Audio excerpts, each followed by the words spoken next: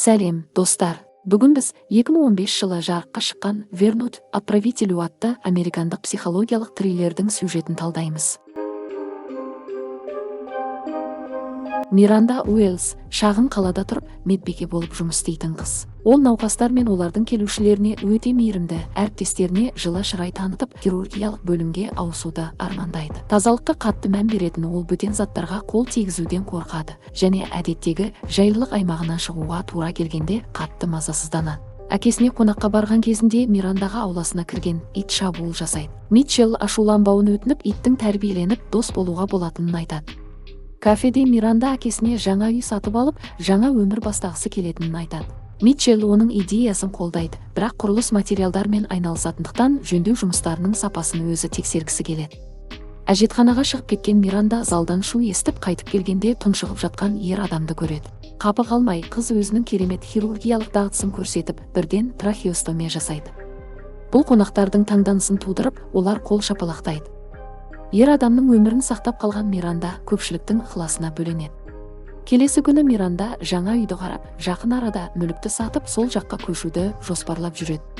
Құрбысы Нэнсидің туған күніне торт дайындап, оны кафеға апарады. Мерекеде Дарлин ертең қыздың соқыр кездесуі болатынын есіне салады. Кевин өте жақсы, мейірімді жігіт, сондықтан Миранда бұл мүмкіндікті жіберіп алмау керек дейді. Ертеңінде Миранда кездесуге дайындалып жатып, терезеден біреудің жүргенін байқайды. Есікті ашқанда жас жігітті көріп, оны Кевин деп ойлап үйге кіргізеді.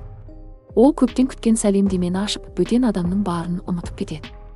Біраз уақыттан кейін жігіттің мінез құлқы біртүрлі болып көрінеді, себебі ол келісілген уақыттан бірнеше сағат бұрын келген. Миранда оған үйден кетуін сұрайды, бірақ жігіт асығар емес. Есікті жауып, ол қызға жақындайды. Миранда бұл жақсылықтың белгісі емес екенін түсінеді.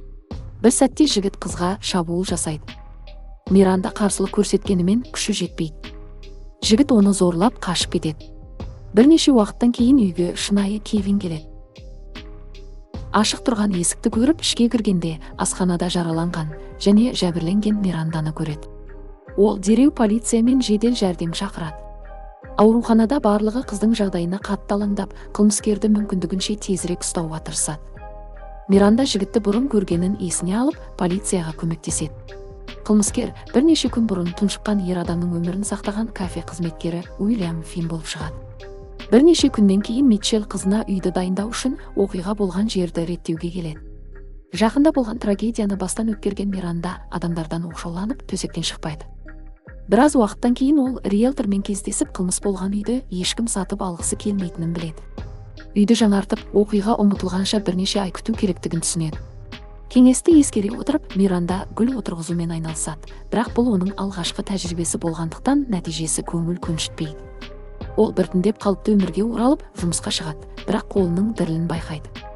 Әріптестері оның хирургиялық бөлімге ауысатынын біліп, әр кеш сайын жаттығу жасауға болатын ойыншық дәрігер жиынтығын сыйлайды. Миранда тағы бір мерекелік торт пісіргісі келеді, бірақ қолының дірілінен ештеңе шықпайды. Таңертең химиялық тазалауға барып, заттарын алмақ болады, бірақ одан төлем сұрайды. Ол бұл қызметке әлдеқашан ақша төлегеніне сенімді болып, дау шығарады. Ашуланған Миранда кристалды ренжітеді, бірақ ақыры өзінің дұрыс екенін дәлелдейді. Кешке Миранда ойыншық жиынтығымен ойнап операция жасауға тырысады, бірақ қолының дірілінен қайта-қайта сәтсіздікке ұшырап, бұл оны тағы бір рет ашуға булықтырады. Қалыпты өмір сүруге тырысып, ол үйді тартымды етіп қайта құруға шешім қабылдайды. Әкесі көмектесуге тырысады, бірақ жасымен икемсіздігінен проблемалар туғызып, әткеншектің бекіткішін бұзып, ағаш тіреуді зақымдайды.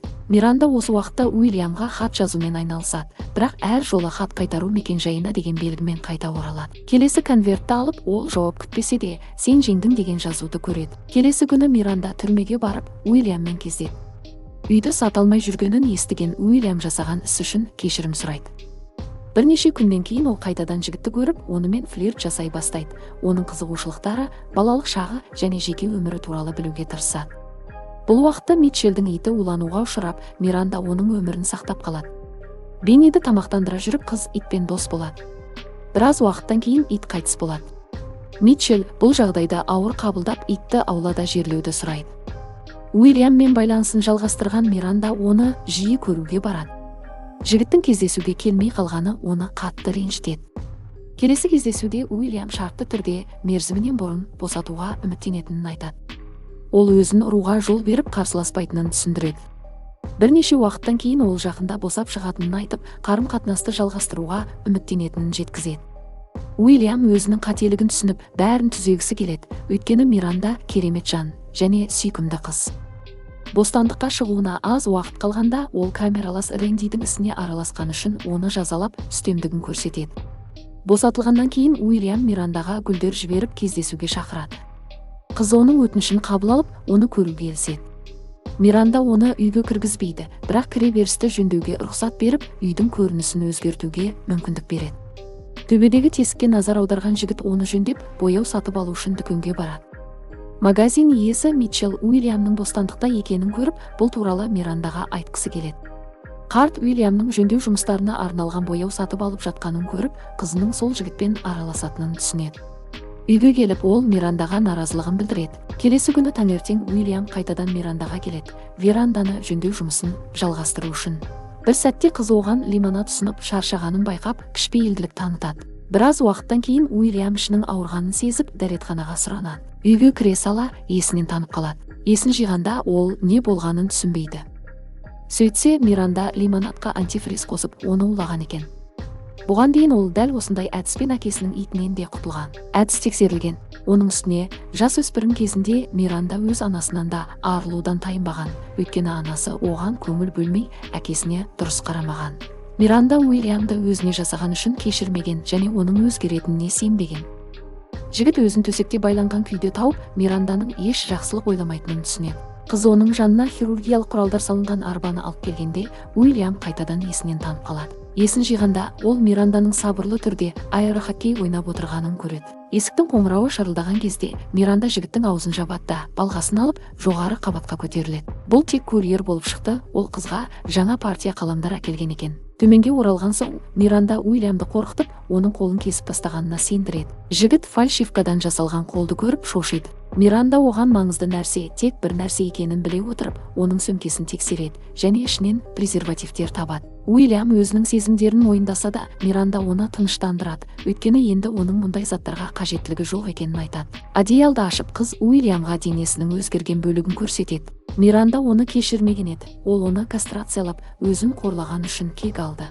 Операция барысында ол өзінің қолындағы дірілдің жоғалғанын байқап, бұл оны қуантты, ол өз қорқыныштарын жеңе алды. Фильмнің соңында Миранда әкесіне барып, оның қызымен қауіпсіздігі үшін алаңдап жүргенін көреді. Қыз оны тыныштандырып, мен барлық мәселелерді шештім, енді Уильям қайта келмейді дейді. Фильм осымен аяқталады. Соңына дейін қарағандарыңызға рахмет. Каналға жазылып, жаңа видеоларды жіберіп алмау үшін хабарламаларды қосыңыз. Сондай-ақ осы фильм туралы пікірлеріңізді комментарийлерге қалдырыңыз. Келесі кездескенше қош болыңыздар.